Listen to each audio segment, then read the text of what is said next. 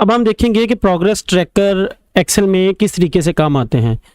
For example, अगर आप किसी क्लास के इंचार्ज हैं और आपको अपने स्टूडेंट्स की जो अटेंडेंस है उसका रिकॉर्ड चेक करना है या उसकी प्रोग्रेस चेक करनी है, तो आप एक्सेल को यूज़ करते हुए किस तरीके से उनकी प्रोग्रेस चेक करते हैं। आपके पास ये डाटा सेट मौजूद है जिसमें कुछ स्टूडेंट्स की अटेंडेंस का डाटा है हमारे पास।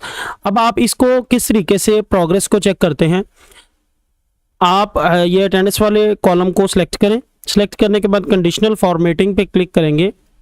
सिलेक्ट करने के बाद होम मेन्यू में स्टाइल के ग्रुप में कंडीशनल फॉर्मेटिंग पे क्लिक करेंगे तो यहाँ पे न्यू रूल पे क्लिक करें। करने के बाद format are cells based on their values पे क्लिक करें। टू कलर्स की बजाय हम प्रोग्रेस चेक करना चाहते हैं तो हम डाटा बार्स पे क्लिक करेंगे। मिनिमम वैल्यू यहाँ पे हम दे देंगे नंबर होनी चाहिए और 0, और मैक्सिमम वैल्यू क्या होनी चाहिए, ये भी नंबर ही होनी चाहिए। लेट्स सपोज इसको मैं 1 कह देता हूँ। बार अपीयरेंस किस तरह से हो, सॉलिड फॉर्म में हो, और हम इसको ब्लू कलर ही रहने देते हैं। बॉर्डर हमारा ब्लैक कलर में होना चाहिए। ओके पे प्रेस करते हैं, मेरे पास ये बार चार्ट शो हो जाता है।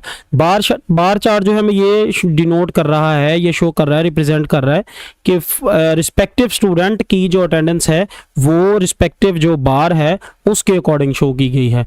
अगर मैं ये जो नंबर्स हैं इनको लेफ़्ट साइड पे ले जाऊं, इन नंबर्स को वाइट कलर कर देते हैं ताकि हमें प्रोमिनेंट शो हो।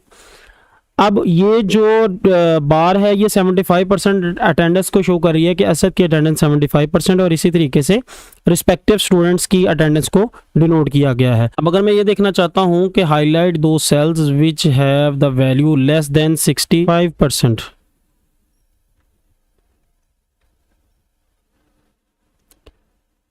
तो इसको मैं कह देता हूँ जी येलो कलर से हाईलाइट करें।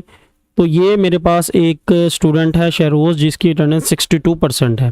तो ये आपको पता चल जाता है कि इसकी अटेंडेंस जो कम है, बाकी जो हैं वो आपका जो टारगेट है उसको मीट कर रही हैं।